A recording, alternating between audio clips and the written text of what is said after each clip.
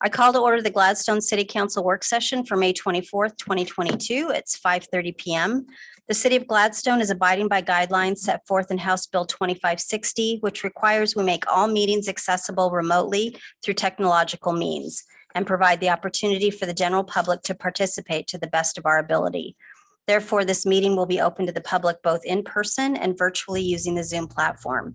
The council members and staff will be in person in our council chambers, as well as those citizens that wish to attend in person. The Zoom access instructions can be found on the meeting agenda.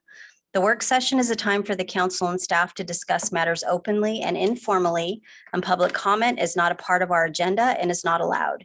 Attendees will not be able to speak during this work session. We will not have a consent agenda, business from the audience, nor business from the council.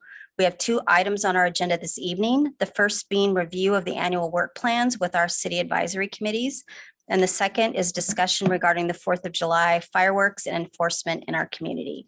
Tammy, could you please call the roll? Councilor Ripley. Yes. Councilor Alexander. Yes. Councilor Tracy. Present. Councilor Hartman. Here. Councilor Todd. Here. Councilor Garlington. Here. Mayor Stemple. Here, could everyone please stand for the Pledge of Allegiance? Pledge allegiance to the flag of the United States of America and to the republic for which it stands, one nation under God, indivisible, with liberty and justice for all. Thank you. So the first item is review of the annual work plans with our city advisory committees, and the work plans being reviewed are from the Senior Center Advisory Board, the Planning Commission, Parks and Recreation Advisory Board, and the Traffic Safety Advisory Board. First, before we start, I want to thank you guys. You are rock stars in my eyes. You are our boots on the ground when we can't spend the time needed to vet some of these concerns. So you guys are amazing. You're doing such a great job, and looking at these work plans just reinforces that feeling. So staff. Thank you, Mayor. Good evening, Mayor and City Council. We are very proud of our volunteers, and they've been working very hard. And since the pandemic, we haven't had an opportunity to provide you an update on what our committees are doing. And so tonight you're going to hear from 4 of our committees that meet regularly to understand what their annual work plan is for the remainder of 2022, keeping in mind that as we go into 2023, there will be a new city council goal setting session, and we will likely ask our committees to start drafting their 2023 annual work plan in the fall of this year. So tonight we would like to start with the Senior Center Advisory Board. We have Chair Nancy Turner and our Community Services Manager Tiffany Kirkpatrick.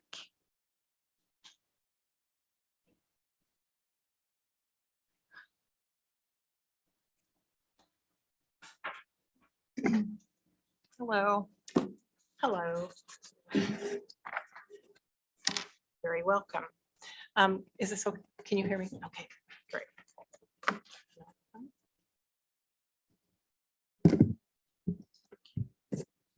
Thank you. All right. The Senior Center Advisory Board would like to thank the council for this invitation to present our current plan. Also, a shout out to the city staff at the center, Tiffany Kirkpatrick, Deanna Heyman, Michelle Prusso, and Michelle McIntyre for their insightful and caring approach to working with the citizens of Gladstone. Also, a thank you to Public Works for the additional attention and landscaping and improvement around the center. And also a big thank you to Jackie Betts for helping the advisory board during COVID shutdown. Her plate was full, but she managed somehow to squeeze us in there. Councilor Garlington for your 1.5 years on the board, and also now to Councilor Hartman for your current position right there now. So they've all been really helpful to us as we've grown through this last year. On our work plan, the first goal or task was to expand services offered to the citizens of Gladstone. And current visits to the center have increased since the center reopened last August. Bus trips are booked well in advance. In April, 873 homebound meals were delivered. 141 meals were served in the center, in the dining room. Community school classes are back, and those seeking information about rental of the center is also increasing. Not to worry, bingo, rummy cube, pinochle, Scrabble, exercise classes, arts and crafts, the foot clinic and blood pressure checks are all still happening at the senior center. There are more than enough ideas. And if you looked at our second page with the ideas, those are kind of our backup. If we run out of other things, we have more of them.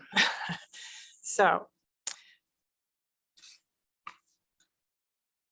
on this part, I think that we have completed the review of services and ongoing outreach to the community is continuing. And I'll talk a little bit more about that as we go through. The second category is the building for the capacity, space, and improvements. This is the senior center building is kind of known for blending in and not being noticed.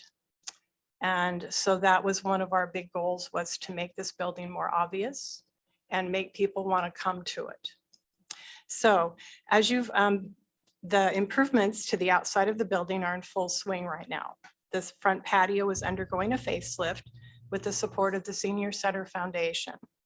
As you probably have noted, a fence and outside lighting have been installed surrounding the patio.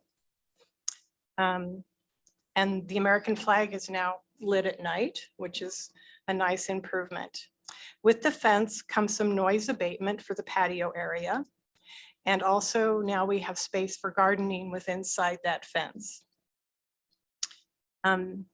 Pavers, there were pavers already down, but now they've extended those pavers so that the entire area is paved. And the foundation is, since they're paying for this, they're also selling bricks where you can have your name engraved on them if you're interested in doing that. And they've sold 40 of those and perhaps a few more since the last time I talked to them. So that's going along well. Picnic tables are just waiting to be put together so that the patio area becomes a coffee and talk area. I know a lot of people like to go down there and drink their coffee, and they're hopeful that summer will come and they can do that. All of the improvements are calling attention to the building. We now have people saying, is this a senior center? What is this building? So it's kind of interesting that people can drive by that and never really know what it is or take the time to figure it out. The billiards room is slated for a change. The advisory board at Tiffany's request, we're removing the picnic table, the pool table. The room isn't used and it's awfully small, so you really can't get your pool cue in the right spot. So that's going to be removed, and it will allow the staff to have one extra room for activities. And they can also now kind of adjust the size of the activity to the size of the room and use the space that they do have more efficiently. Another idea that's really gaining momentum at the senior center is adding a mural on the outside of the building. A recent bus trip, like a week ago, there were like 22 people. We took the bus and a minivan, and we went and looked at many murals within Portland to kind of see what is a mural, what can you do with a mural, and where would you put it? Lots of ideas, so stay tuned on that one. We'll see what comes up. The guidelines surrounding the use of alcohol at the center are being written and okayed and getting that all set up. So when that's completed, that really opens the door for more activities in the evenings and on weekends. Some of the ideas, and the seniors come up with this one all the time. They want to do wine and cheese. That's what they want to do. So that would be an option. Drinking wine and painting, those paint and wine nights, that would be another one.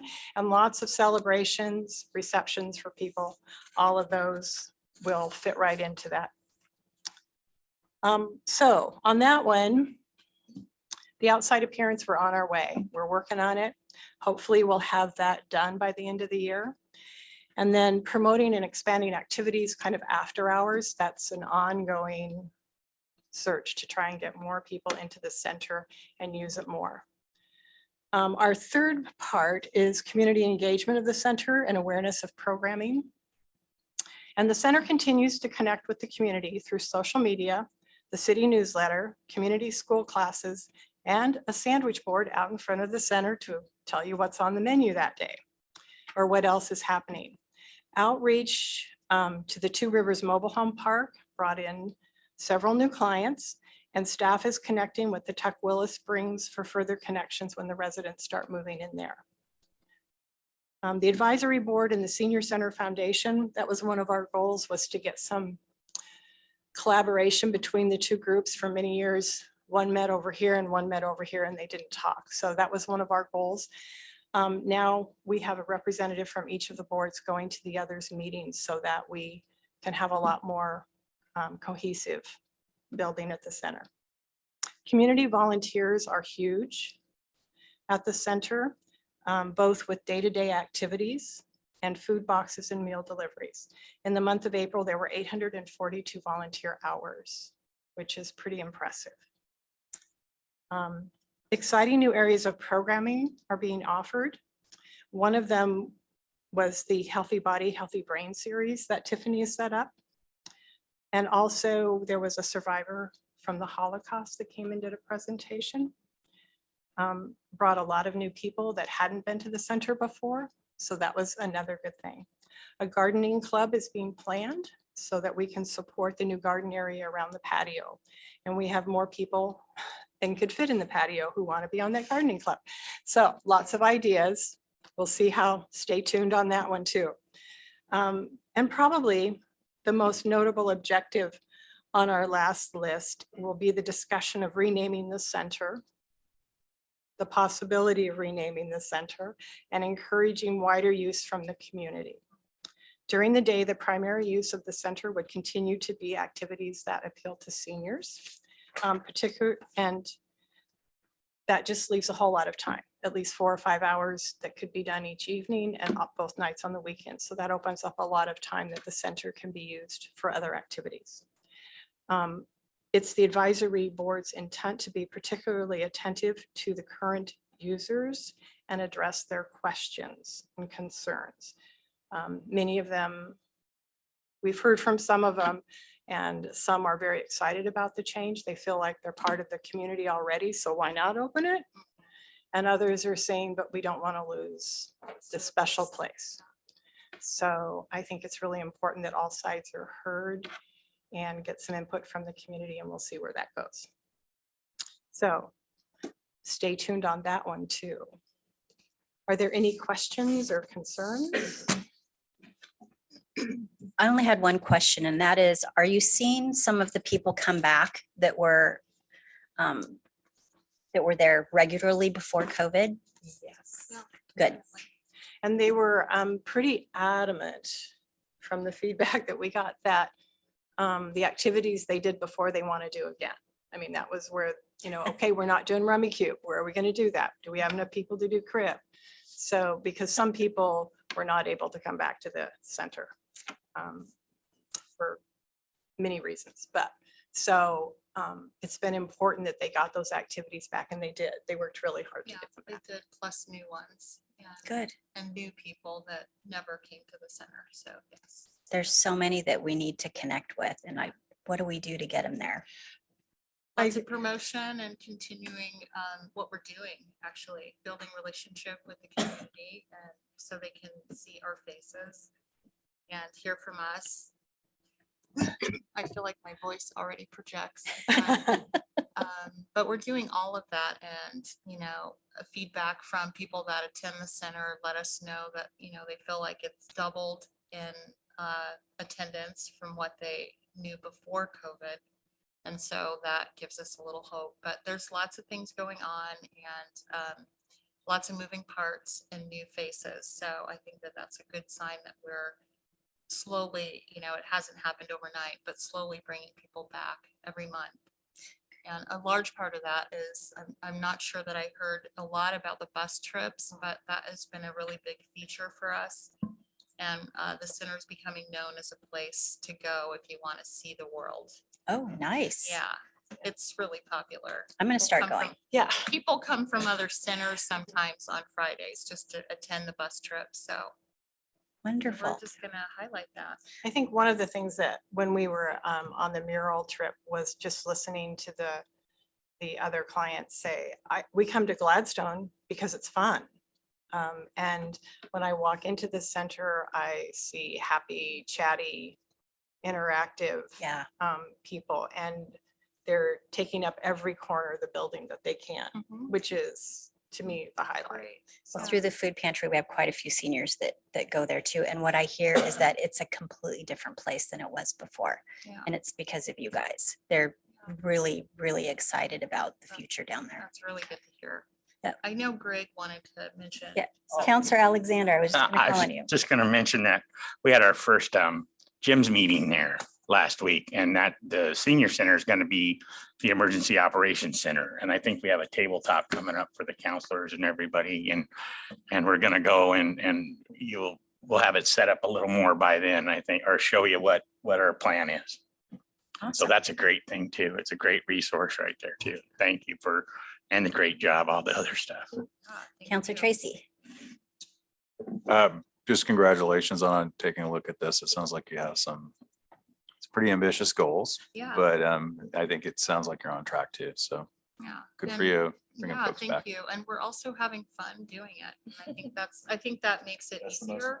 It doesn't feel like a lot of work. It feels like fun, but work too. Awesome. Counselor Todd. I just wanted to thank you guys for your social media presence. It's, I've never seen anything like that before. Oh, It's very engaging. I wanted to go on a mural trip, but I had to work and there was no room, I'm guessing. There was yeah, no room. cool. Uh-huh. Drive yourself. Yeah. No.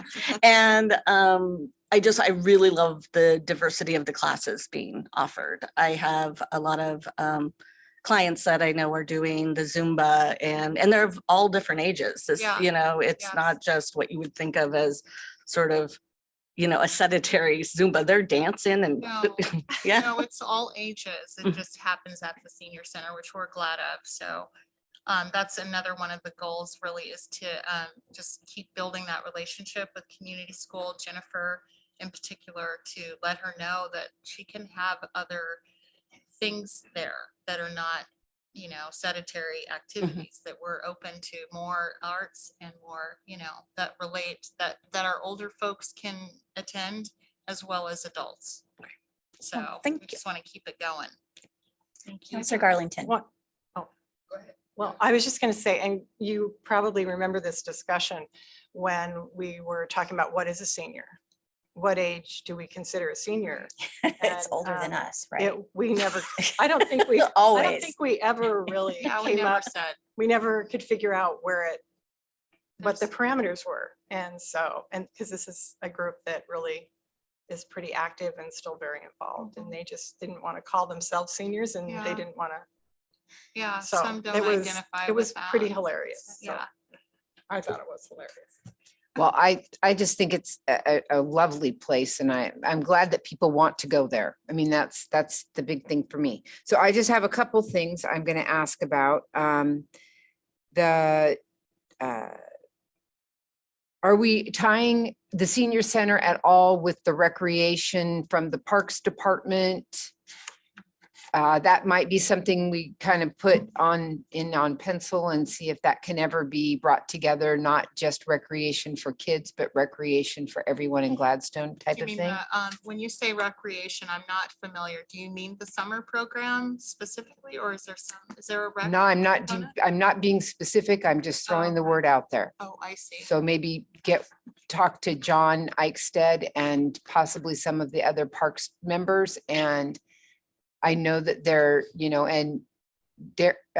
Canaparoli, and, just where can we also use those recreation dollars at our senior center?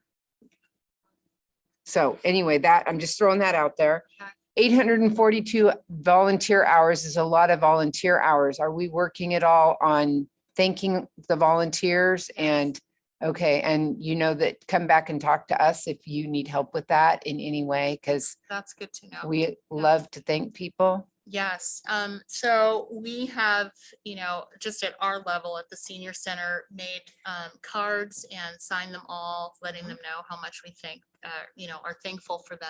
And of course, every event. But we are having an all, city volunteer appreciation we're planning for September, Okay, so that we can acknowledge volunteers in general. And I see us, really working together, like all departments, to acknowledge volunteers, because it's a huge undertaking. It shouldn't be the last thing. As important. They're Yes. working, yes, and they're working for free. So it's kind of a big deal. So yes, that's definitely a highlight of this year, is really making a splash to acknowledge the people in this community that give their time, yeah, because we literally couldn't run the program. Actually, if we had no volunteers, we wouldn't be able to function as a center. That's how important they are. that's We awesome. couldn't get the meals to them. So Okay, and then you talked about people getting added to your list. Are they calling? Are you not having to reach out? I don't mean it, make it sound like that. Are you reaching out? Are they calling you? Or is it just a myriad of ways for everybody to come in and? you're that- talking about people that are new that attend the center. Yes, People are finding out about our center being open. So we're one of 10 senior centers in the county, and our center, maybe there's, I think it's Milwaukee and Oregon City that are open limited hours, meaning they don't have really programming going on. They're not doing bus trips. They're serving meals at a certain time. And maybe it's less time than it was before. They're really creeping to opening. We've been open since December. right. And so people have found out and are still finding out that we're not only open, but, having some new programs. We're doing bus trips. People are ready to get out.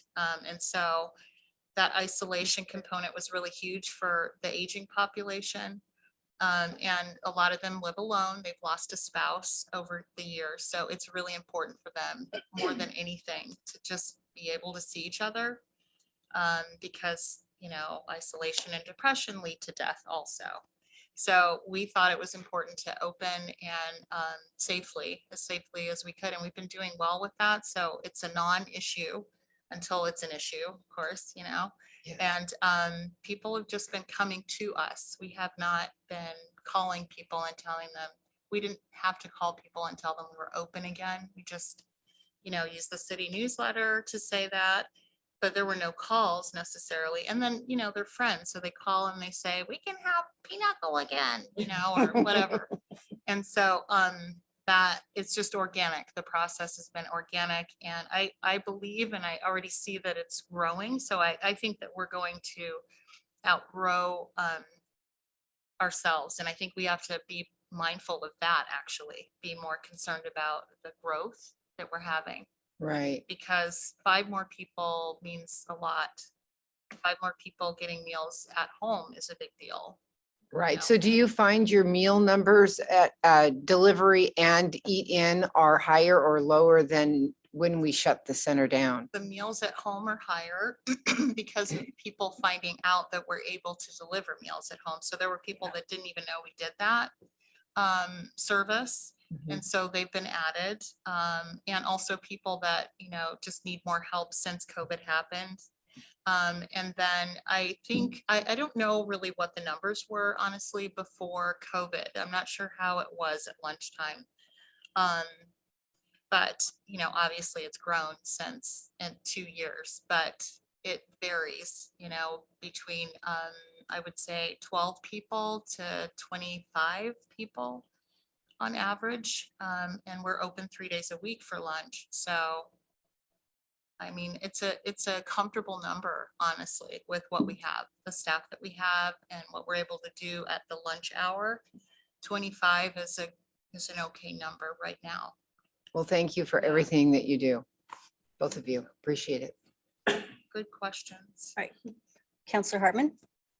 I just wanted to say thank you to both of you. It's been a pleasure serving the past 2 months. And I'm really glad that you're here, Tiffany. Your energy is really uplifting the space and it's been great working, and I'm excited for the projects that are coming. I wanted to highlight, I know we've talked a lot about the volunteer hours and how amazing that is. But there is still a need, if I heard correctly at the last meeting, there still is a need for folks to sign up to volunteer. Is that Yes, right? Definitely. Okay. And that's that Tuesday, Wednesday, Thursday. Yes. And Mhm. somebody will be calling you soon, actually. Yes. Because we talked about it. Yes. Yeah. Yes. Somebody's going to be calling you. Mhm. We've been thinking and talking about having volunteer groups to help us. So like it would be a church that says, we will have a group. And so it's their responsibility that this is to take some of the organization of, coordinating people is difficult. Mhm. And so we've been talking about that. So maybe a group from government that, you take Wednesdays and you just decide who's doing this Wednesday. Yeah. It's 4 Wednesdays in a month. So that might make our jobs easier to deliver meals, for example, Wednesday group. And SDA church has Tuesdays. Mhm. And then whoever from that church coordinates that, that route, because we're needing to create routes now, new routes. That's Because good. Yeah. a route, if it's too overwhelming, people will not continue to do that kind of labor. I don't want to see them I don't want it to be labor. I want it to be fun and rewarding to deliver a meal to someone's door. So I did a I did a route recently, and that's when I thought we need to have another route, because that was difficult for me Really. to handle those many people. Yeah. Because you're frantically trying to get warm food to people, and that's Right. all you're thinking about is they're hungry and the food's hot and I got to get it there. And So they all there's- want to talk. And they They all do. want to Mhm. talk. Some don't, but a lot do. And so if you want to really have that time, because it's not just feeding mouths, it's offering nourishing food to human beings that happen to be on the older end of their life. And they also need contact with people. They need to hear your voice. They need to be heard. It's sometimes the only time they see someone that day or maybe Mhm. that week. Yep. A lot of them are deal with not seeing people ever for whatever mental health reason. They don't enjoy seeing a lot of people. So you are that person for them. So it is an important program for us to do, but we want to do it right. And if we put 20 people on a route, it's too much for a driver. Yeah. It's too much. So we are, right now talking about how to make those routes shorter and more meaningful. Like maybe you just have 5 houses that you go Yeah. to and Yeah. you get to take your time Yep, that's the instead of best way. speeding through. About how many, what's the average per route now? Like it's about 18 or 19. And that's 10:30 to 11:30 or 11:30 Oh, to it's 12:30? Longer than That's our that. lunchtime. It depends on what you're delivering.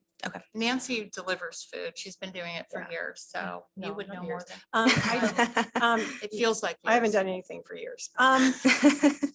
No, I do the food bank on Friday mornings, and it's Mm. like, it takes about an hour, and depending upon, and it's The anywhere food from route, the, the food route. at no, the food center? bank route. Oh, okay. Mm. I mean, it's where you're actually taking food to them. I mean, like fresh food. And then Groceries. off- Oh, you yeah, mean the food groceries. box? Yeah, Food box. food There we boxes. go. Let me get the Okay. right word. It's Okay. all food. And I've had anywhere from like 12 to 8. And again, the more you have, the more you're just kind of rushing it. Right. Mhm. And because they're waiting, Yeah. Mhm.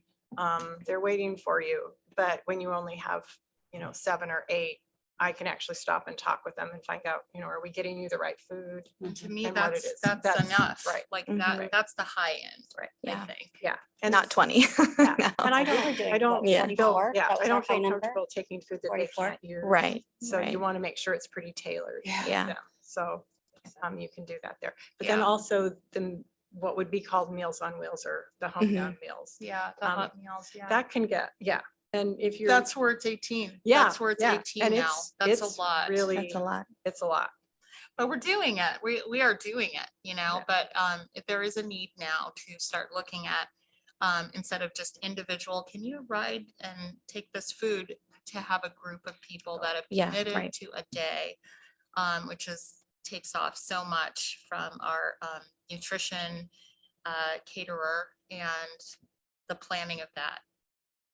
If you could throw out a number of how many volunteers you need, we won't hold you to it. Yeah. Just as an The idea. second, Yeah.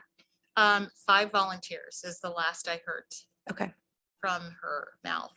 we need 5 more volunteers and we're per good." day. And when she says we're good, we probably still need a little bit more. So She doesn't like. we'll shoot for 10 and then we'll get So you back. 5 volunteers would be great because, every day of the week we are sending out something. Right, right. So. Well, thank you so much for yeah, everything you all yeah, do. Good questions. Counselor Ripley? I don't have any questions. I just think it's great to see the center up and moving again and some good changes coming. Changes are always good. Positive changes are always good. I was gonna say, Not all I changes are know. positive. thank Good job. you. All right, thank you. Do you need anything else from us? No, If you do, please reach out. thanks so much. We will. Oh, yes. For September. All right, next. We're going to have the Planning Commission. We have Chair Smith and Vice Chair Langston. They have so much work on their plate. They have 3 staff people that help them, the city recorder, myself, and they have a senior planner, Joy Fields. And city councilors. Hello. Looking at this list, I'll just breeze through this pretty quickly. Number 1, you're going to be seeing at your next city council meeting what our recommendations are. Number 2, we just did made the decision to finalize that as well. And when it says here implementation of process improvement, I want to fine tune some of the way we do things so that we're more effective and streamline our process. We've had so much before us, though, that have had very little time to work on that, with one exception. When I was appointed the chair, I thought it would be great. And I just had a meeting last week with Chief Schmerber about being an asset to code enforcement, so that we can also, as planning commissioners, also learn the codes ourselves, because I find that when you actually apply it to real life, those are things that you tend, because if you drive around and go, there's a code violation, there's a code violation. So he showed me how he wants us to report what we see as planning commissioners, so that we can work through it and also have a final outcome, know if it's indeed, because this way it'll help, especially our new planning commissioners, look in the code books and ensure what they saw is indeed a violation, so that it is a reportable issue that we will go online and report to the police department. Awesome. Number 4, transportation parking management. I think we're going to be focusing on that in the next couple of meetings. We've not done a lot. We've touched on it because parking is an issue, but we need to come up with some good ideas to move forward. We have been pretty busy. A lot of the heavy lifting was done within the last 1.5 years by our former chair, Michael Milch, because he dedicated a lot of time to number 1 and number 2. Do you have any input? Nope, I think you hit it on the head. Okay. We'll be looking at, Is there anything you guys have in mind for us moving forward? Well, I would say, oh, you only have 4 things on your list, so you need a lot more. But anybody that's been on planning understands how formal these processes are, and they're very time consuming. So Counselor Alexander, No questions. Thank you. Counselor Tracy, No questions, thank you. Counselor Todd, On the number 4, the thing that you're looking into with the transportation parking management, are you talking to the downtown core area? Is that what you're talking about? Not only that, but other areas of everything that encompasses the transportation plan that we're working on. Mhm. In fact, I'm hoping we will be able to have a joint work session with them to go over things, because it's just like at our last meeting when we were talking about something in regards to curbs and sidewalks.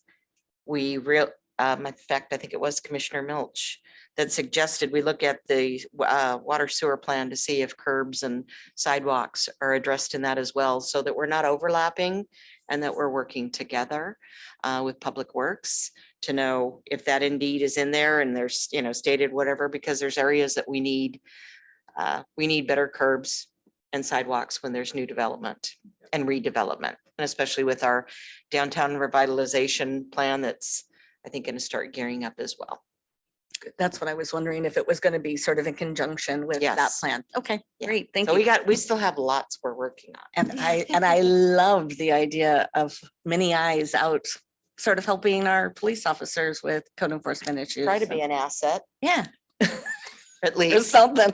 See how that goes. Counselor Garlington.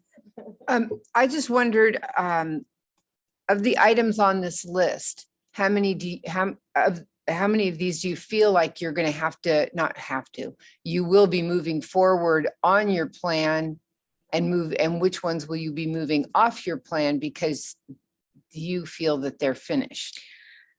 Number one, that's gonna come before you guys. We're giving a recommendation, and depending on what your decision is, then that should be off the list. And I think moving forward, number two should as well. Okay, So, and the other two ongoing at this point? yes, And you'll be adding then some new items that you. that we'll probably see working over into 2023, yeah. Okay, thank you. You guys are doing a great job. We appreciate it. I know it's time consuming. What you have to read is really kind of boring at times. No. it's not Yeah, at all. so when I see that 176 pagers come out, I think, oh, man. And I know you guys get them too, so. Yeah, good lots for of you. homework. Good for all of you. Appreciate it. Is there any other questions and Counselor or Hartman. suggestions? Counselor Todd took my only question, so thank you so much for all you do. Counselor Ripley, I have no questions. Thank you. I envy you guys. This is such fun stuff. It is. It's so fun. Yeah, it really has, hasn't it? Oh my gosh. I decided if I was gonna be chair, I wanted it to be fun, and if it wasn't gonna be fun, I wasn't gonna be chair. You're doing a fantastic job. But as far as the transportation parking management, they also, you're going to have to look at the residential piece of that because of the higher density that's being pushed down through House Bill 2001. So that's going to be a real sticky wicket for you guys. It will. More houses, but we don't want any more parking. We don't want any more cars. That's gonna be an issue. Yeah, so We gotta get creative with some ideas, I'm afraid. good luck with that one. Anything else for planning? Nope. All right. Thank you. Thank you. I would like to, hopefully, especially in 2000, I don't know that we'll have time the rest of this year. But I've been through it a couple of times, land use planning, if there's some classes that we can offer to some of our newer planning commissioners, I'd love to be able to do that if that's approved by the council and city staff. They usually have that. LOC has it in the fall. Yeah, but we haven't had it the last 2 Yeah, I years think because. Oh, of the pandemic. COVID. Yeah. No, I think it's definitely time that we get some more of that training. Okay. There's so many changes, especially with the housing Speed up stuff. the housing bill and. Yeah, there's Definitely. a lot. So, all Thank right. you very Thank you much. very, very much. I think next is the Parks Board. Yeah, so we'll have Chair Eichstead and our Public Works Director, Canna Paroli, go over the work plan.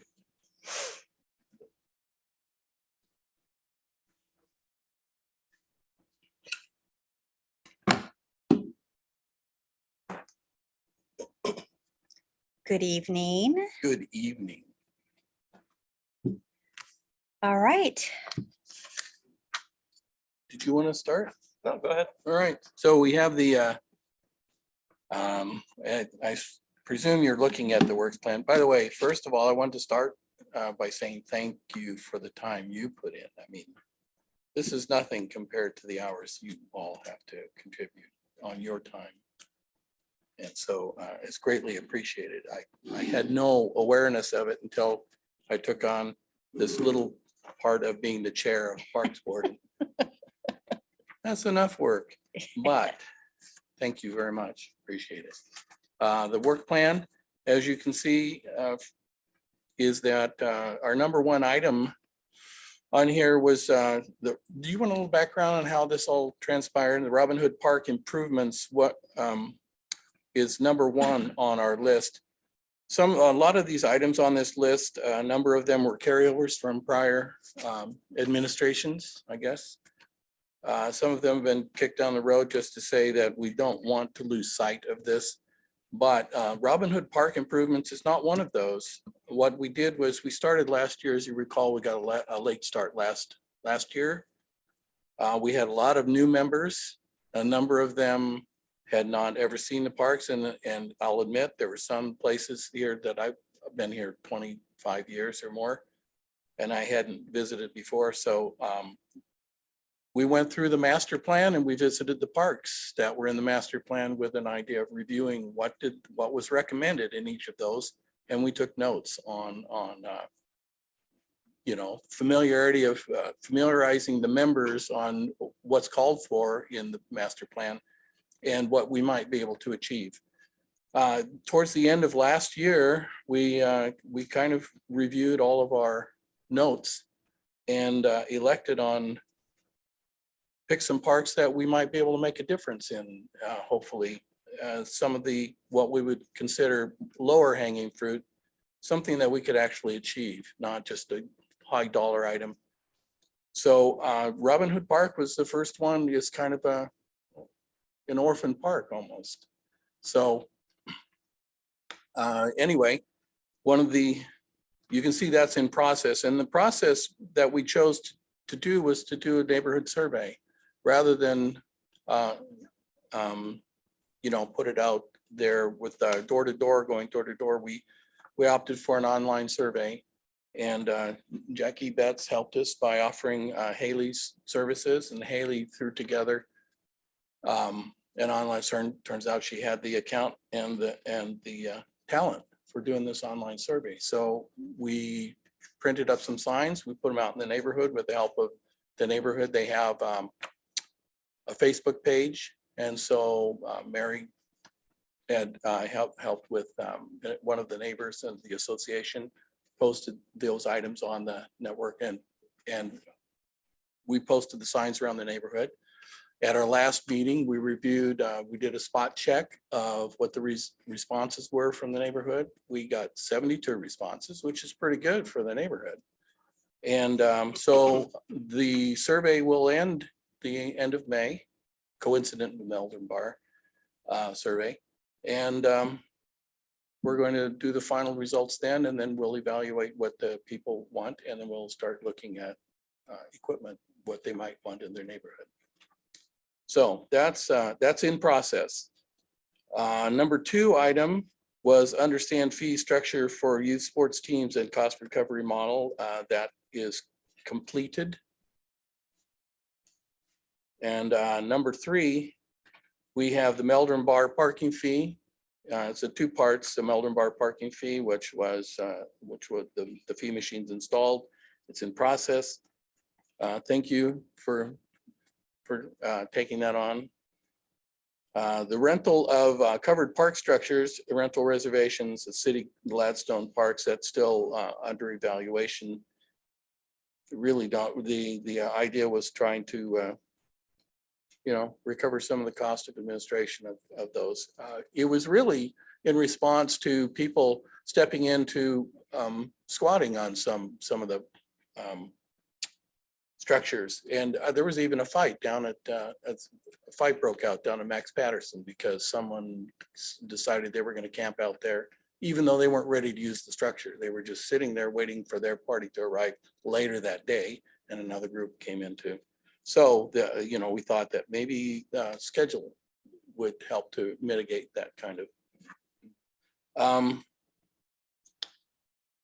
The secondary loop walking us, item 4. Do you want me to go through all the items, or do you have any questions about anything? Yes, that'd be a good idea. Yes. People walk by my house constantly and they always ask me about a dog park. What's the projection, or is that going to be? And that's just what I get asked. So, Yeah, there's actually a dog park in the Melbourne Bar site plan currently. We're getting the results back from that at the end of May. Once we get those results and get everything tabulated, we'll be taking that to Parks Board, I believe in July, and then it comes to you all in August. So. Thank you.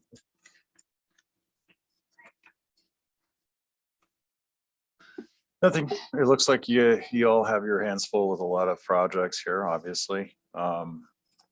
Thank you for the presentation, and thank you for working with us on the Melbourne Bar user fee. That's been a long process, and yes, sometimes you go forward and you have to come backwards a little bit. So appreciate the patience there, and also appreciate the due diligence you all put in to contact the folks you did to kind of get the full story. So I thank you for doing that. I think the community recognizes it as well. So good job. Thank you. Appreciate it. Counselor Todd. I feel sort of distance on this. I don't know where the Robinhood Park is. So is that in Sherwood Forest on It like is. the north side of Jennings, or is it Sherwood Forest too? North You know, side. Huh? North side. North side. So you're driving down and then which way do you go? You go right. I never go right. I know. I know. I drove around that neighborhood Really? last time we were up there Uh, and it's like, it's in here somewhere. Really, I never go right. I always seem to go left to go there. Okay, so it's just a small little park with, It's a pocket park. yeah, It's, but yeah, it's a good about, size. yeah, it's, does it have anything in it now? yes. It has a play structure. It has a basketball court. It Oh. has a bench, Oh.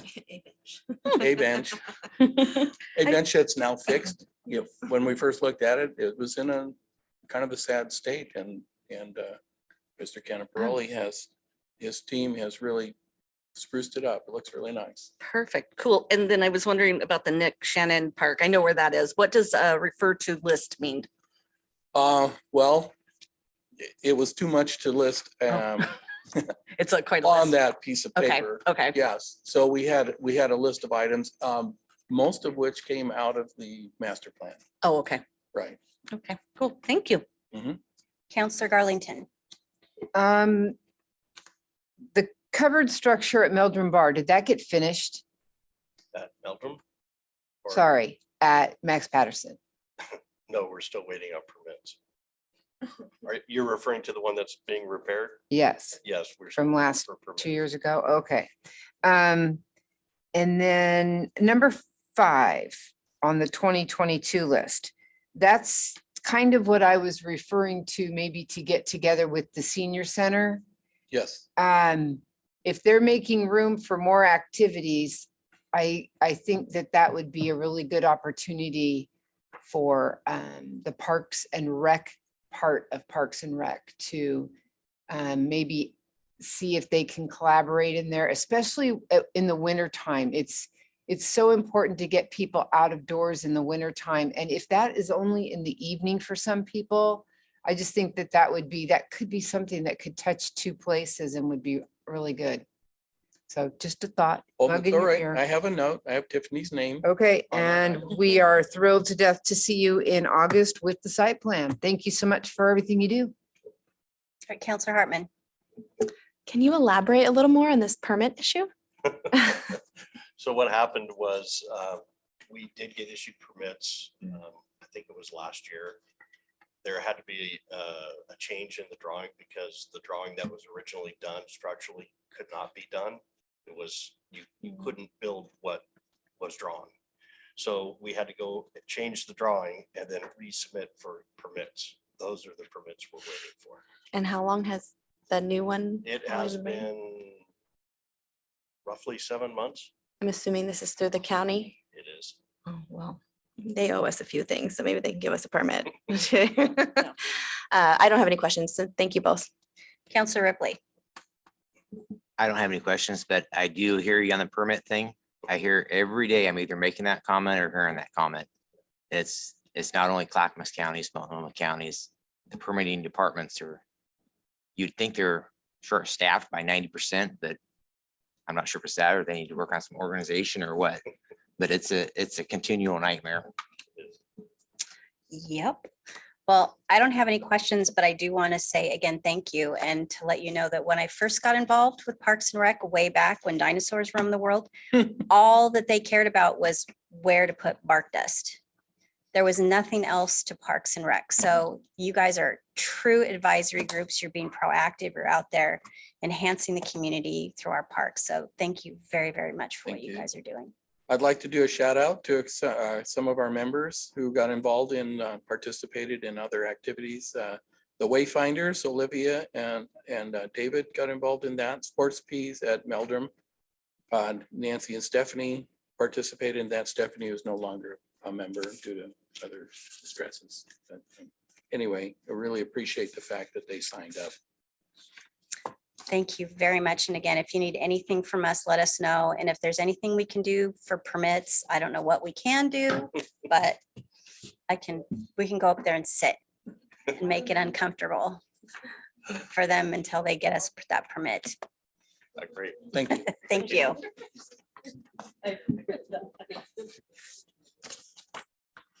All right. Thank you, Mayor, City Council. And finally, we have our Traffic Safety Advisory Board with Chair Labonte, Vice Chair McNeil, and it's staffed by Police Chief Schmerber. Everybody, Hello. thank you for having us. Now for the exciting stuff. Yeah. Traffic safety.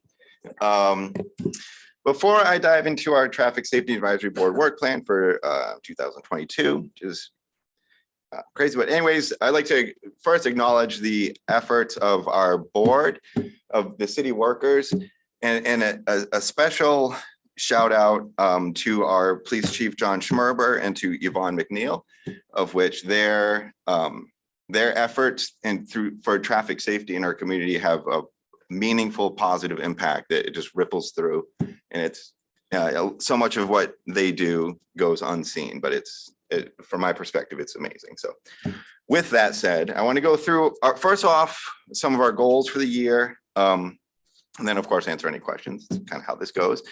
I just want to preface by saying the Traffic Safety Board, essentially we're looking at education, trying to help educate the community with traffic safety issues. We are helpful in the enforcement end of things because a lot of complaints that come in, make their way to our board, whether it be speeding or parking issues or what have you. And also the engineering, the enforcement, education, engineering end. So much of what we do, the Department of Public Works has to deal with. But our goal is to help our community be safer for transportation, pedestrians, cars, bicycles. To help us, to guide us through that, we have a transportation plan, which was finalized in 2017. I'll talk about that in a few moments. But before we get there, just some general things that we're doing with our board, and you can see it there. I'll kind of read through. Many of these are in process and continuing, but and so much of it comes around with sharing information and receiving information from the community.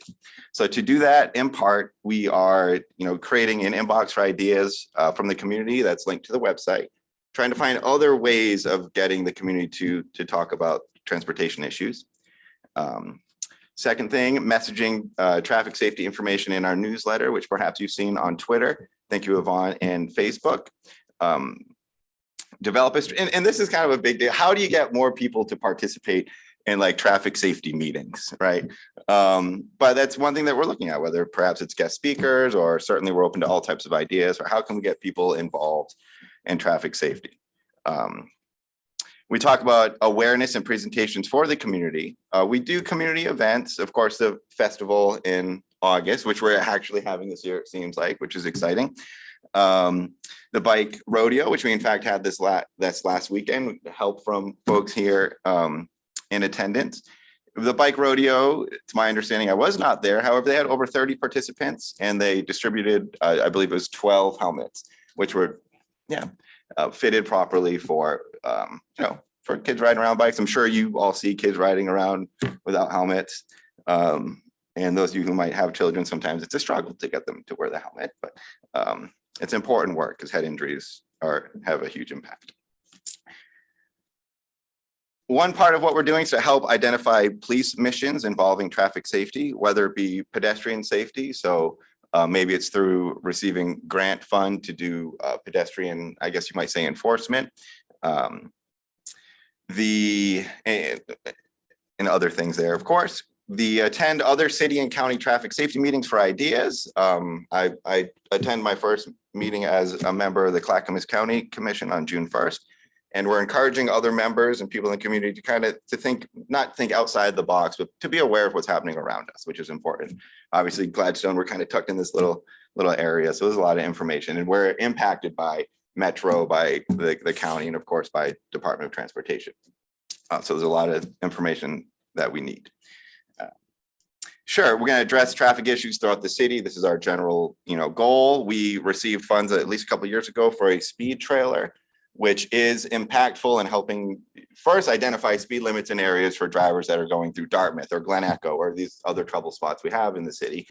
And that flashing sign saying, hey, you're going a little too fast. It's just a helpful thing. And I think we see that, and I think the community realizes that. It's a helpful tool for when somebody does come to our board saying, hey, speeding's an issue on this street, and We don't necessarily know. So we might have the trailer go out there and to actually collect some data to see what is actually happening in this area.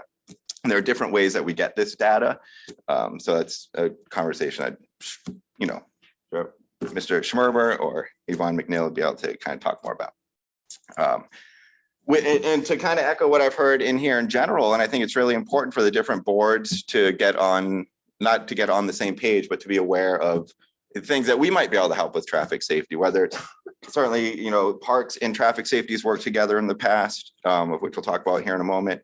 But what, you know, the senior center, are there transportation issues that should be, that if there are problems, then we're a good place to come to try to have those addressed. Maybe it's a crosswalk or a weird curb or something like that. But, you know, our board is, that's kind of our function.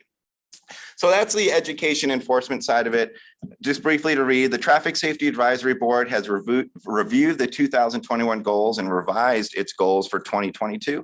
The top priorities, not all the priorities, but the top priorities have been taken from the 2017 City of Gladstone Transportation System Plan, and we are now providing them as recommendations for council consideration.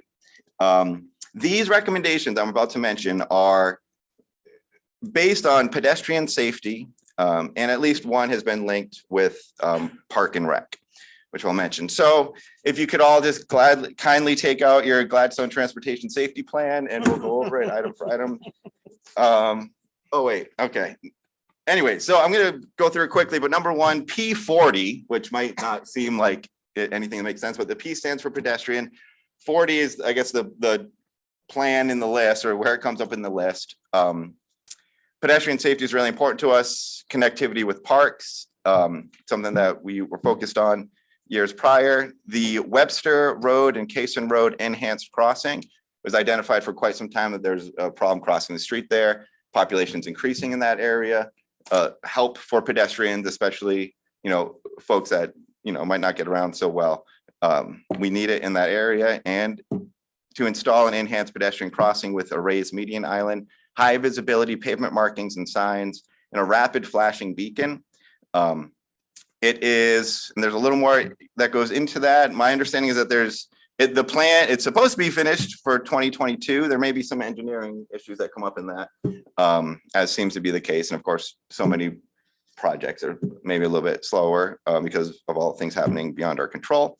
But that is one that we've talked about for a while, that Parks has been, you know, has been interested in for a while. And I think it'll make a big difference for the churches there, for the people that live out there. Number two, reduce Oakfield. There's speed reduction on two roads, essentially, Oakfield Road and Webster. Regarding Webster, currently working with Public Works to evaluate speed reduction on Webster Road from 35 to 30 to kind of bring it more in line with other parts of Webster Road further up. And of course, Oakfield Road, I think it's important when we talk about speed reduction, a lot of, you know, hey, speed reduction, that's great. But I find it helpful, at least for myself, to think of speed reduction as actually your stopping distance reduction. And that the slower we drive, or if we go a little bit slower, it takes us a little less time to stop.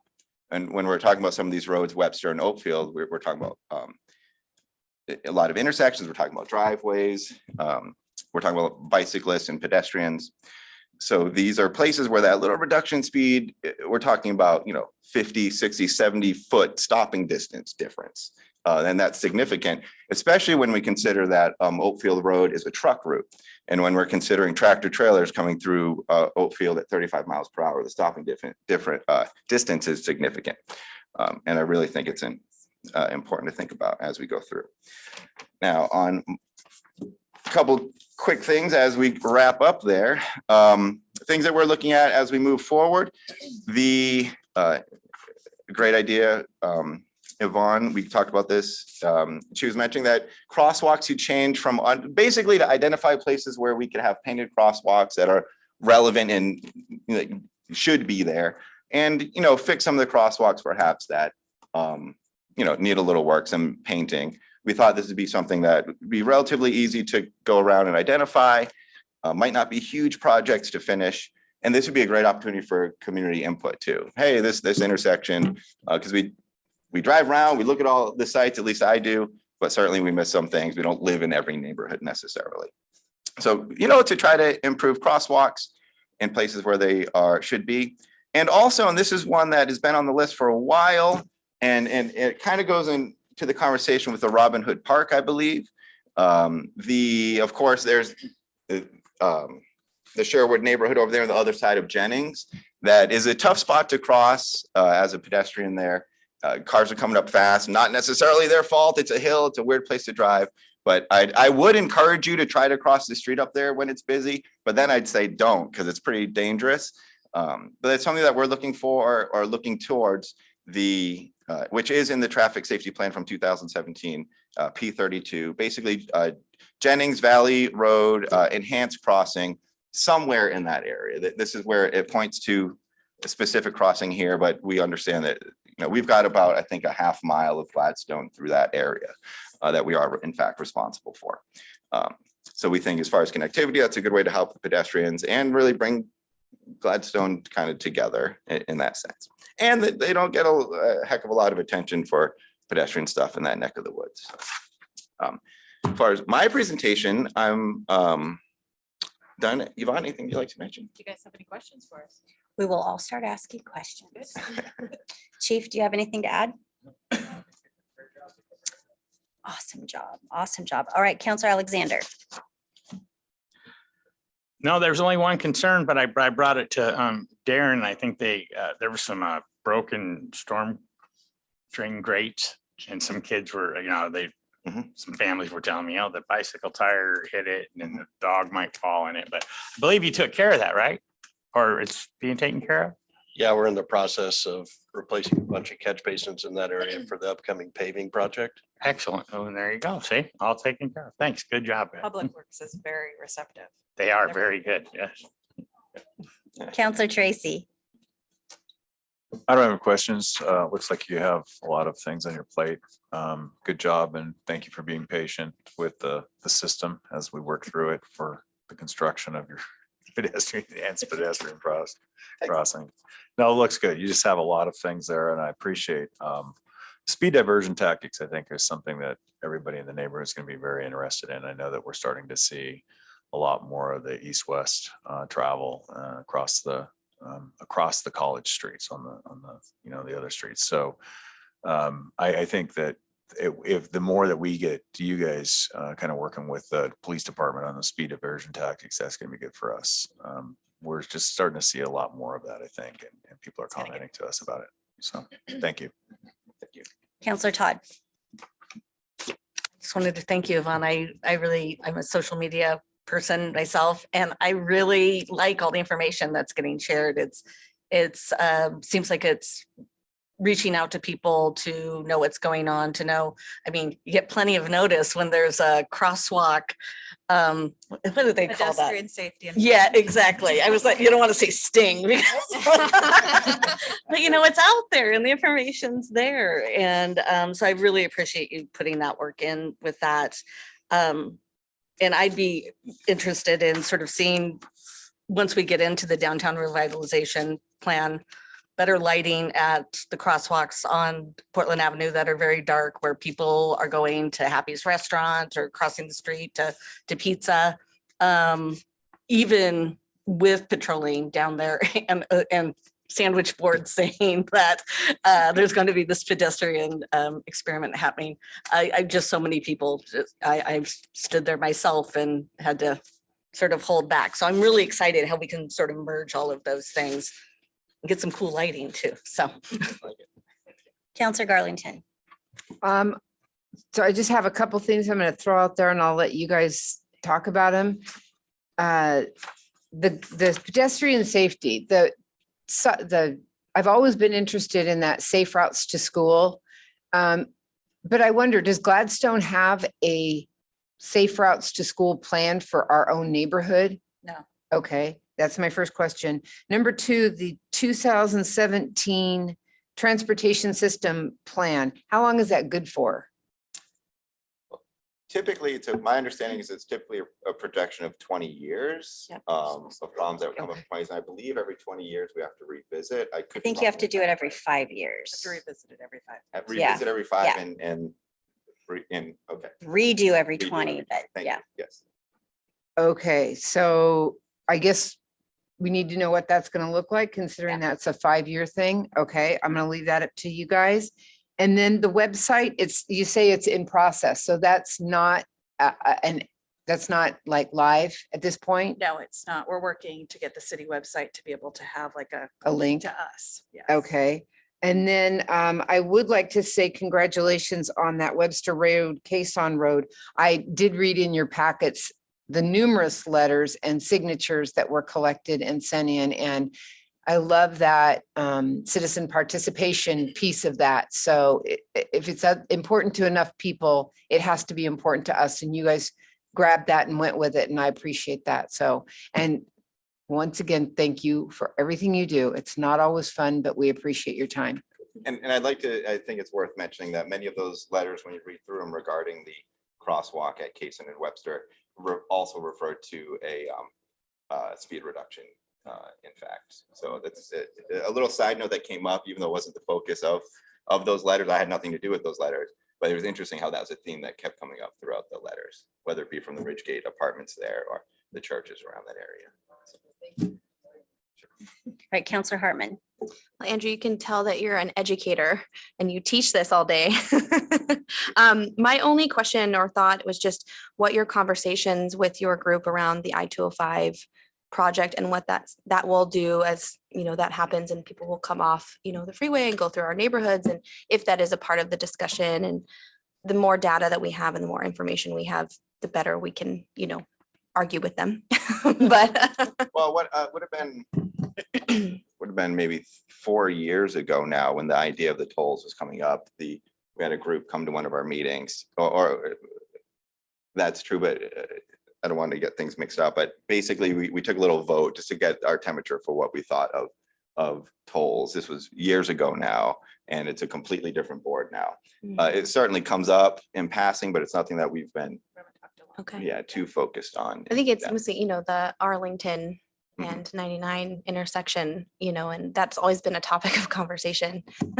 Definitely been a topic of conversation for our board, but it's something that we don't have any control over because it's the Oregon Department of Transportation corner. Right, which right.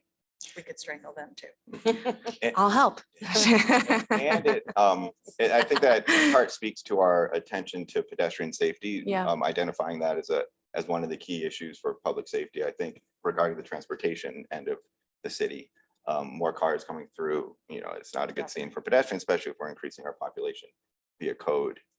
So there's definitely something that we talk about. And the more folks on the city council we can get to help out, the better. Yeah, for sure. Well, thank you both. Counselor Ripley. I think the only question I have on those, the speed trailer and then the fixed speed signs, if you're going 1 mile an hour with speed limit, they flash at you. Yes. That's a real distraction. I feel like that's distracting. Whenever a light starts flashing at you, you look back at the light, you look at your speed limit, you're trying to figure out what the speed limit is. You're going 26 miles an hour, and you know, there's a sign that says 25. This thing's yelling at me over here. You're not paying attention to the road ahead of you. There needs to be a little bit of a buffer there between what the actual speed limit is and when that sign loses its marbles on you. That's a good point. And I'd say, Mr. Ripley, as a liaison, we'd love to have you back at our meetings to talk about these things. We've missed you the past couple of years. I'd love to be back. Good, thank you. The only thing I had was the transportation system plan identified sidewalk gaps throughout the city, which kind of coincides with the Save Routes to School issue. Are there any projects coming up where we're really focusing on those, filling those gaps? There's a lot of gaps. There's been some conversation on ways that we can encourage those gaps to be filled, but Yeah, it's not something that's been really top priority, but we can look at it more. Well, just if there's money available for Safe Routes to School, which I know there is. We've just never applied. Our entire city is within the, well, I think you go out 1/4 mile from a school, and where our schools are placed, it pretty much covers the whole city. So a lot of the city could qualify for those funds. The transportation system plan, have we started looking at? I mean, that's something that we probably need to get on your work plan. Okay. Sure. Yep, that's great. Yeah, if we need to relook at that. So that's all that I had. Anything else? Yeah. I have one overall question, and I'm just asking for clarification. I'm not, honestly not trying to throw anybody under the bus. Uh-oh. I know I should have asked this before because I know that you like to think about how we're doing things, Jackie, but here's my question. We're going to come in January and do another 2-year plan, correct? So are we asking our boards for a 2-year plan? Tell me how that's good. I just want to be able to wrap my head around it. I think that's up for discussion. Some city councils in the past have done a 1-year goal, but that's not enough time to really get things done. So here we've switched to 2 years.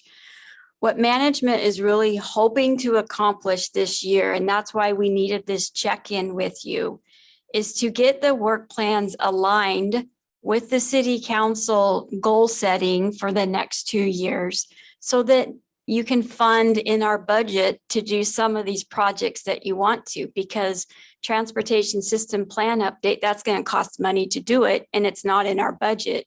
So we need to get these work plans ahead of the city council goal setting, which is ahead of the next budget cycle. But if the council would like the boards to present 2-year goals, that's direction that you could give staff for this next 2023, 2025 process.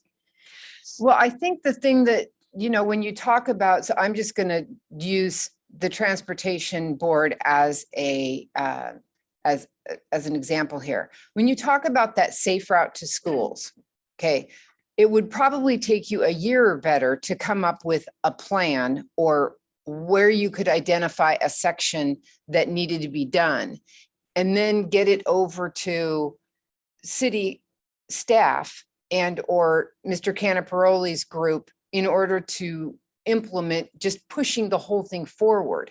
So that in my mind is a 2-year item, and I wouldn't want it to get lost in a 1-year plan. And I think if our groups had enough time, they too could come up with a longer term, not just the smaller items. And I'm not downgrading anything that anyone does, but things that even you would say, well, that would take 2 years. I think it's important that we know that. Think big. Don't be afraid to put those big ticket items on there, and don't be afraid to pass that on to the board that's coming up in 2 years. And that, because I think it's really important that we don't miss out on something because it doesn't feel like it can be done in 1 year. I guess that was kind of a learning thing for me this last 2 years, in that it was a 2-year plan, not a 1-year plan. Not that our staff didn't have plenty of things to do and then some, but to really identify some larger items that our community needs and go after them. Dream big. Yeah, work plans is something that's new. We have only done that for a couple of years. So fine tuning it is definitely smart. But yeah, we haven't never required work plans in the past. So what's your thought on that? Or do you want to think about that? No, like I just said, if the council would like us to prepare a 2-year plan, we can. Keep in mind, there will likely be a new council in January as well, depending on how many positions are re-elected, elected, or new. But we work at the pleasure of the council. You set the annual goals, the city budgets to complete those goals. And where we've been lacking a little bit is trying to get the board and commission's work plans ahead of all of that so that we understand where the focus needs to be in the city so that it can become a council goal so that we can budget for it. But if you want them to do 2-year work plans, that's direction that the council would need to provide management. I just think it's important that they too are in line with us. And when you ask us for, we're going to come in January, and Anessa and myself and Greg in January, we're green and we listened to everything that the city needed to do and everything that needed to be moved forward. And then as we've learned how that process works, I feel like I would like for our boards to know how that, how, what the expectation is from us.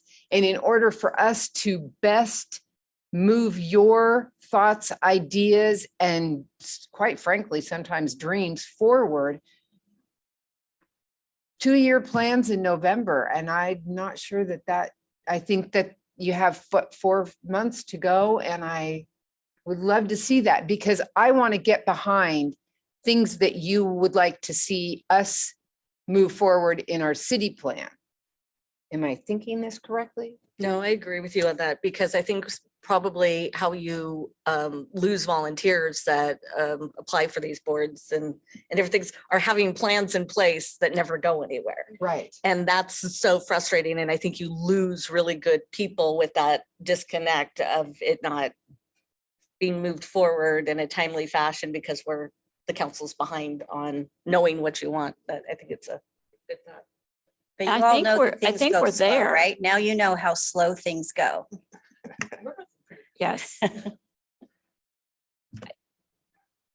Well, I know we can't make a decision, but I just think that's to have a little, 2 years goes by really fast. Well, and the timing of everything needs to be figured out because we have our budget that gets adopted in June.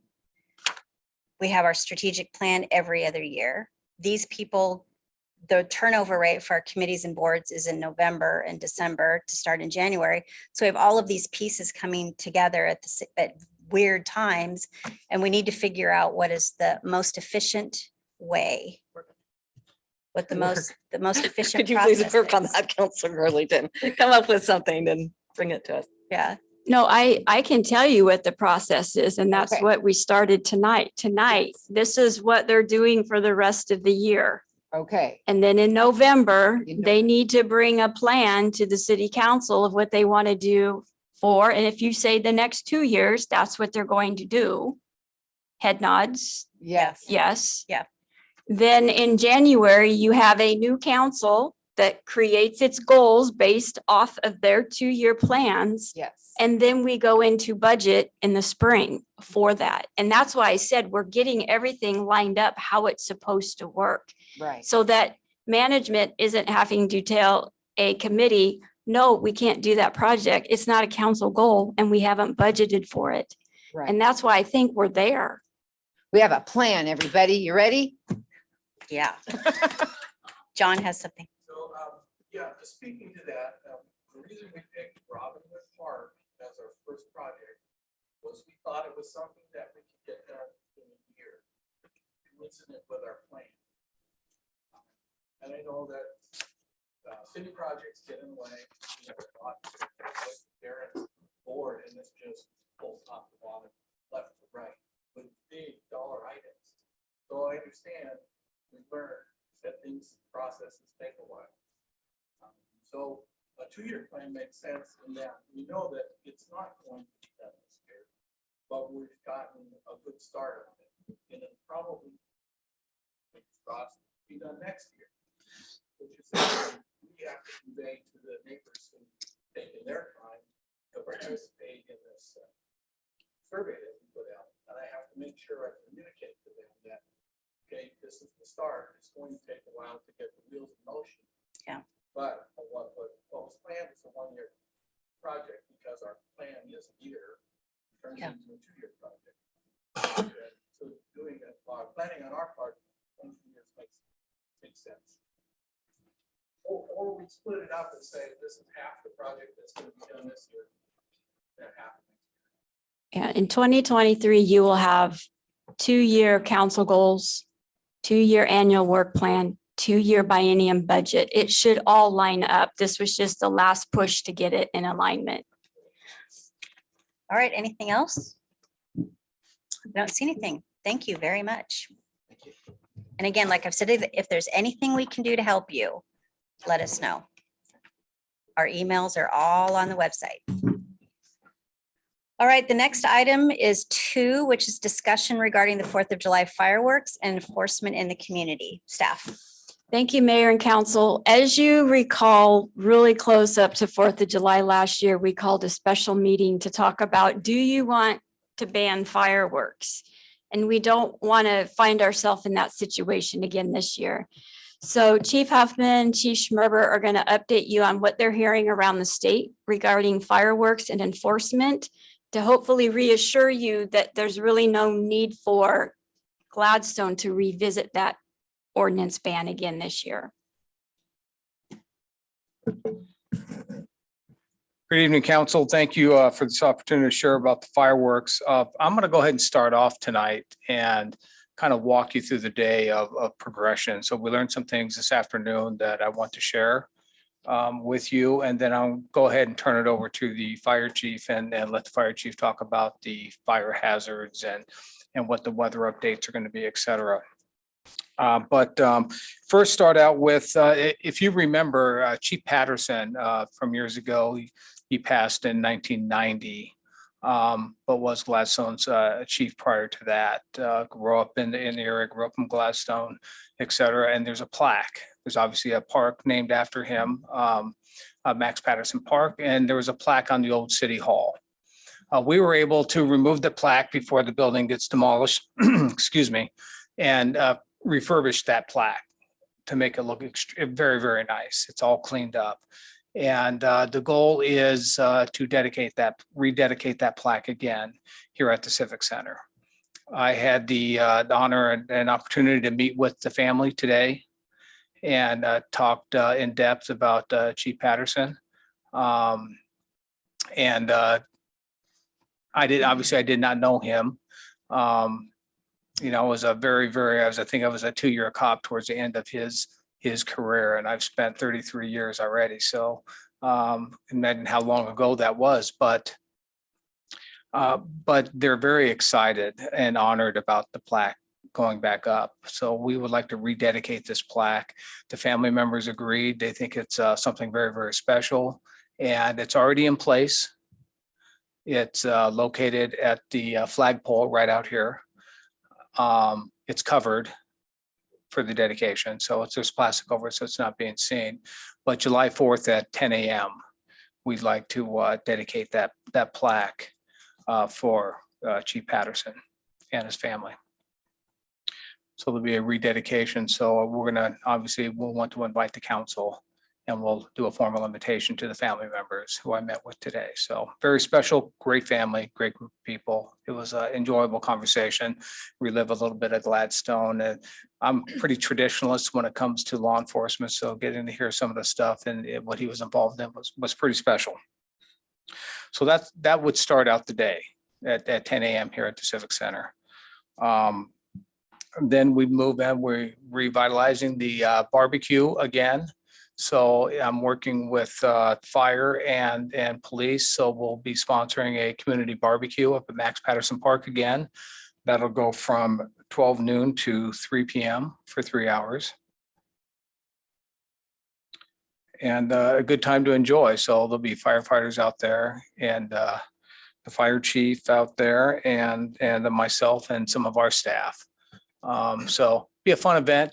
Get out there and talk with people, meet with people again, and we'll barbecue up some hot dogs and hamburgers during that day. And it should be a nice day. Should be a lot of people out in the park. So be a fun event. And there's a good chance that the Patterson family is going to come to the park too for the barbecue. So it'll be nice.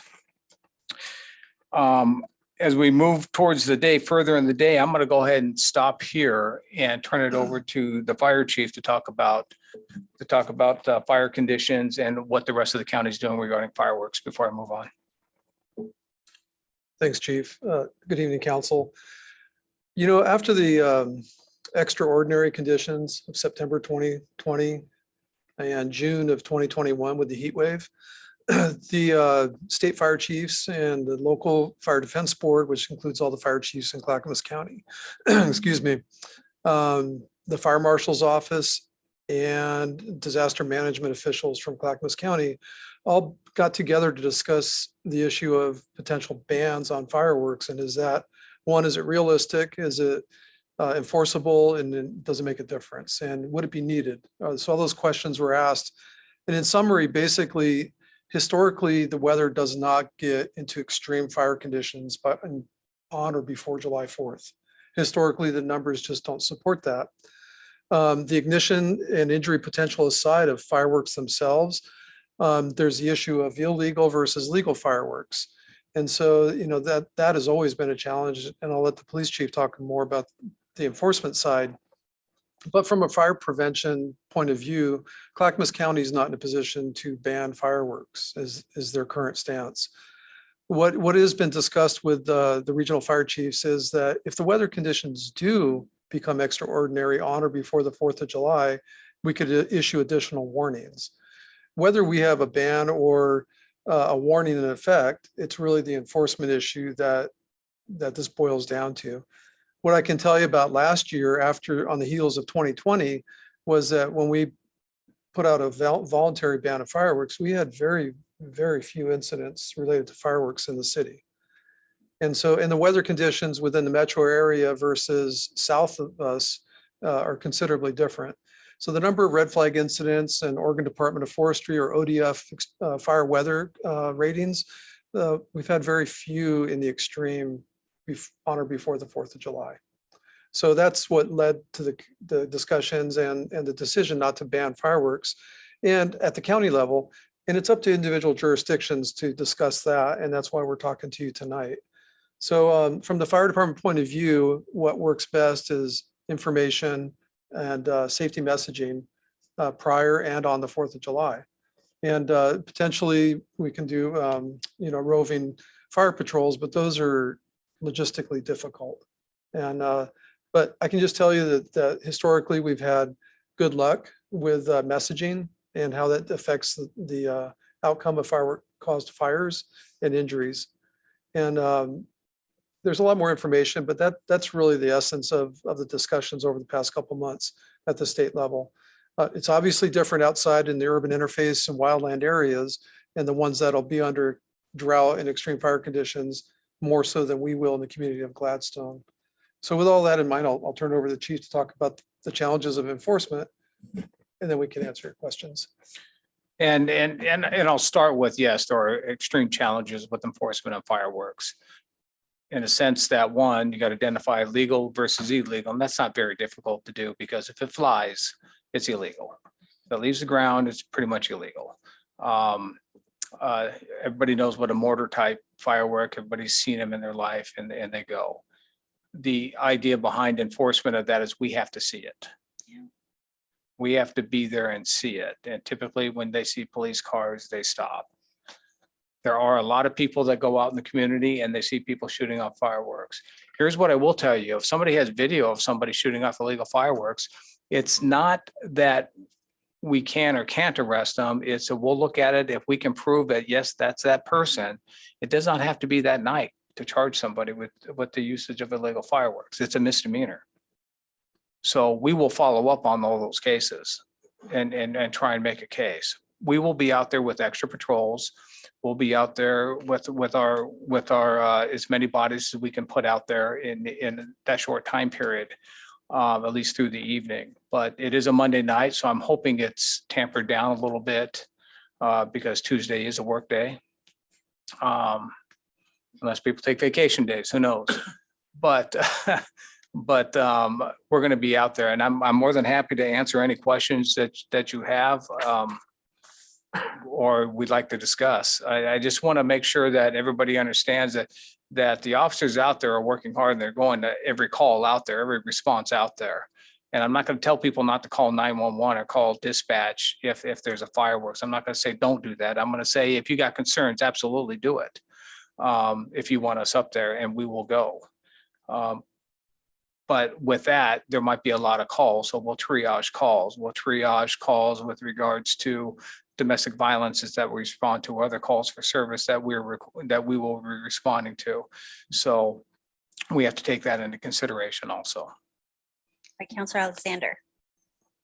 I rode along last 4th of July with Officer Hill, and there weren't that many, like you say, illegal fireworks going off then, maybe because the conditions are so. But yeah, when we came back here for lunch, there was you had one officer that had a drone. When he put that up, And then after that, we knew where to go and see where they were sitting. That was a good idea. Counselor Tracy. Thank you, Mayor. Chief Huffman, was there an incident last year that a fire on a roof or anything like that was a result of an illegal firework? I just remember there was a story that was floating around and I can't remember if it's valid or not. Actually, I don't recall that. I remember the call load being very light, so I can follow up on that and get back to you. Okay, I'm just curious because I thought it was either our community or one close by. I think what I would say is that we are going to hear from citizens one way or another on this issue. I appreciate, here's what I suggest is that we come up with understanding a percentage of compliance if there was indeed a ban. And so another city that has affected a ban, what we would probably need is some good data from that city to understand whether or not people would even comply with the ban. Because I think that going back to both your points, how can you enforce it with the staff you have? And I'll just say you can't. If you've got near zero compliance with a ban, you're not going to be able to enforce it. So does that in turn create another problem? Solving problems with another problem is not necessarily the best way to go. I would just suggest that we get some information, some real ground truthing about whether or not there's a compliance, what percentage of compliance another department might realize in another city. And then let's talk really in realistic terms about how to enforce a zero compliance measure on a ban. Because that's going to help you and it's going to help us with the conversation. I know that if we said, no, we're not going to do a ban, we're going to get plenty of feedback on that. And I think that we need to talk about the reality. And I think Chief Schmerber last year, I think both actually you and Chief Huffman tried to kind of present this in certain terms and talk about zero or near zero compliance. I'm sure there's a city out there that we could talk to who has a ban in effect and just find out what their compliance, even if it's back of the napkin compliance percentages. And then let's talk seriously about not being able to necessarily enforce that ban. And I think last year we experienced parts of the county, some jurisdictions banned versus some didn't. So we'll reach out and see what the differences were with that. At the same time, we didn't ban and people came into our community. So I know that happened in one case. Right. And that's a good point, right? So it works against itself to a certain degree.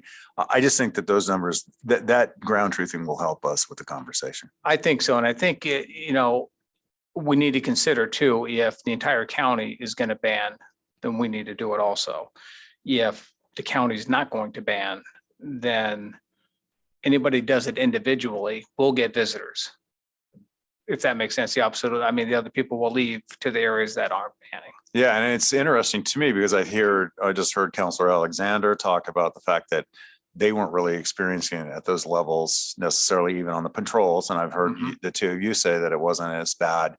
But then I also have heard from citizens who have said, it was the worst 4th of July in their history in the city.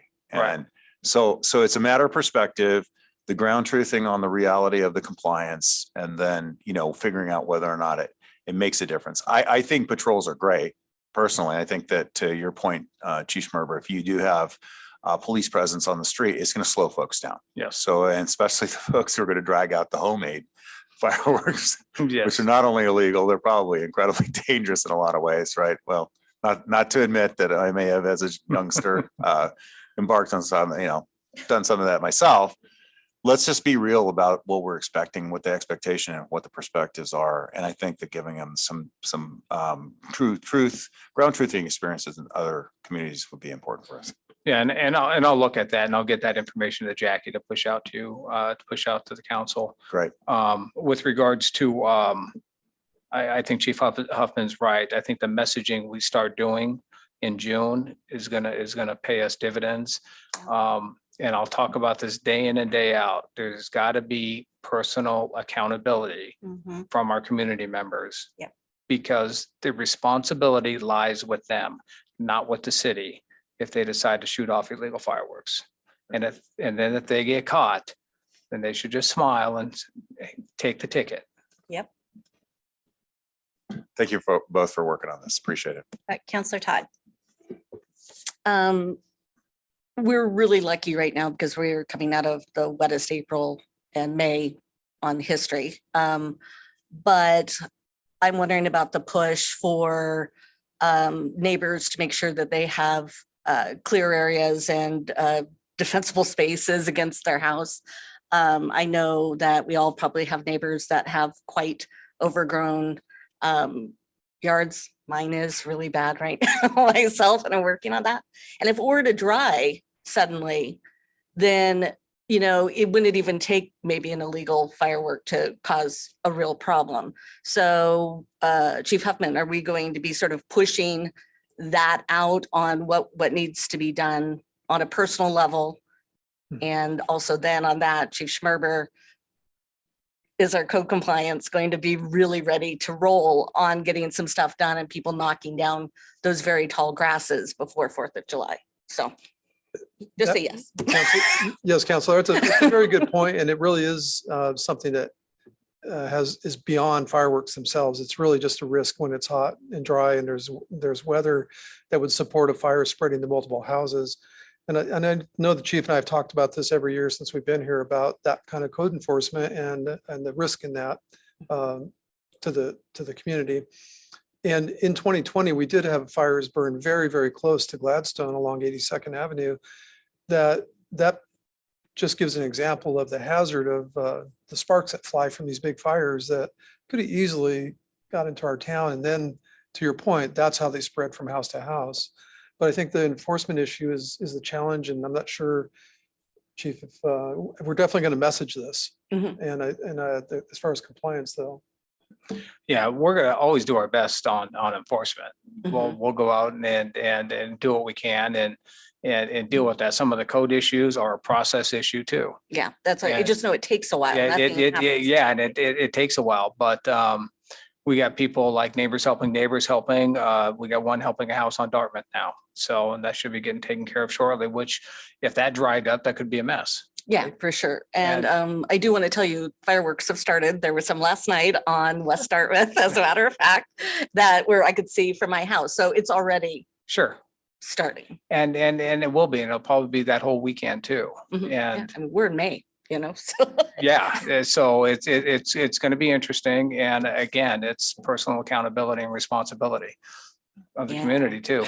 That's the part, isn't it? It's like the frustrating part, because what you would do as a good neighbor is not necessarily, you can't make somebody be a good neighbor. And that's, so I just really am hoping everybody will keep it under control.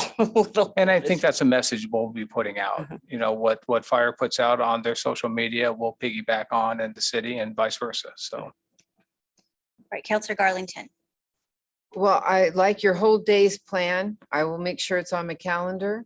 I appreciate what you were saying. Maybe that's something, that accountability, what you can do around your home, and you know, if we could get that in maybe June's newsletter. Are we too late for that? We're too late for that, aren't we? Oh, darn. Okay. So, but thank you for the information and appreciate all you do. All right, Counselor Hartman. Just wanted to say thank you for that. I can attest that we don't do anything on 4th of July. We stay home, and it was not the worst year. The one after 2021. Yeah, that was bad. But that's last year. Oh God, I'm behind. But it was one of the worst years that we've ever experienced in 6 years. And we don't go anywhere. So we were there all night. But I think the extra patrols helps. You know, if we're not going to ban, then going up and down the streets stops people from doing that. Because every time it would slow down and be like, I bet you there's a car coming, and you would drive by. So I think that would be great. And the education piece, we all can share with our networks of people as well to get ready. I think you had the idea with the hose last year, having the hose ready and all of these things to be prepared with. So thank you both for all you do, and hopefully we'll stay safe. Counselor Ripley. Probably the only question I have is there been a thought to making a safe place for people to do legal fireworks? We used to do them down at Melbourne Park when the fire department was shooting off the mortars, and that all went away.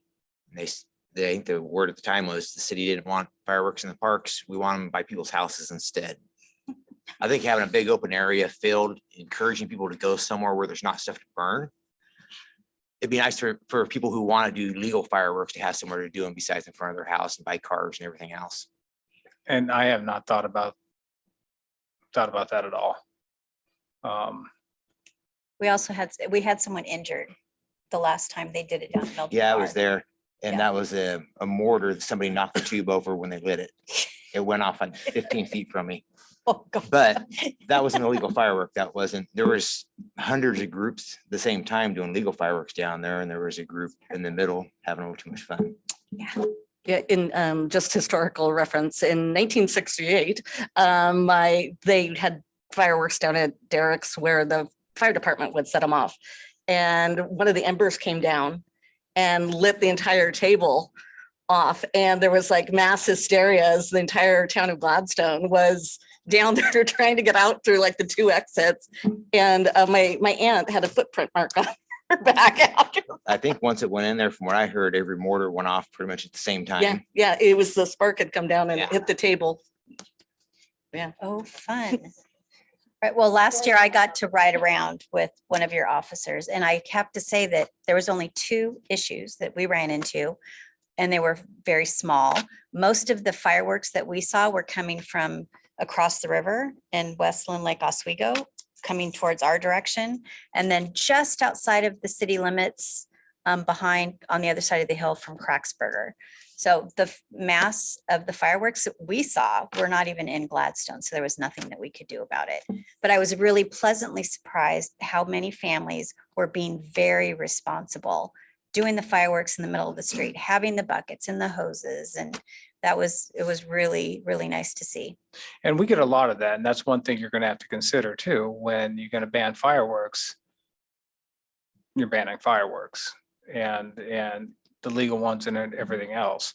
And there are a lot of families out there who are very responsible. Mm-hmm. So. Yeah, it was nice. As far as messaging and getting information out, do we have a water bill that maybe we could put an insert in?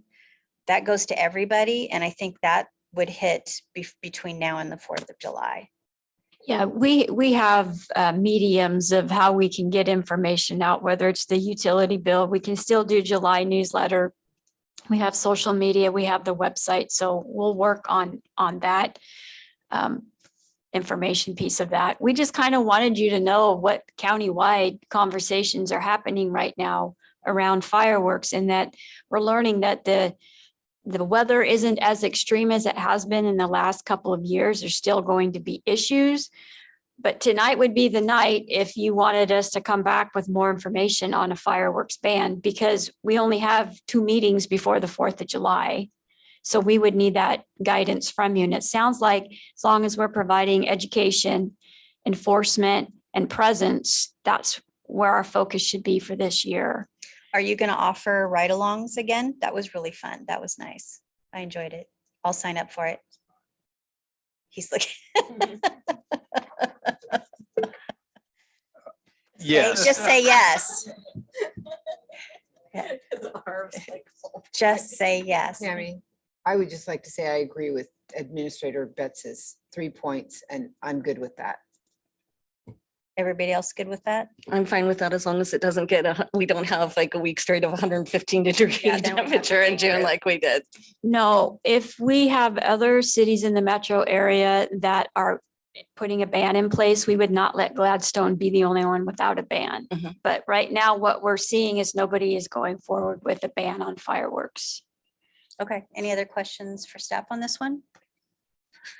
Nope. So that was it for our agenda. I want to remind people the next meetings are June 4th. It's our regular city council meeting, 6:30, and that's going to be in person. And then 14th. 14th. I'm sorry. I forgot to put the one there. June 28th is going to be the next city council work session at 5:30, and that's also going to be in person. So I would entertain a motion to adjourn. So moved. Second. Motion was made by Counselor Tracy and seconded by Counselor Garlington to adjourn the meeting. Do we have any questions or concerns? Nope. Could you do a roll call vote, please? Counselor Garlington, Yes. Counselor Todd, Yes. Counselor Hartman. Aye. Counselor Tracy, Aye. Counselor Alexander, Yes. Counselor Ripley, Yes. Mayor Stemple. Yes, meeting's adjourned at 7:14 PM. Thank you.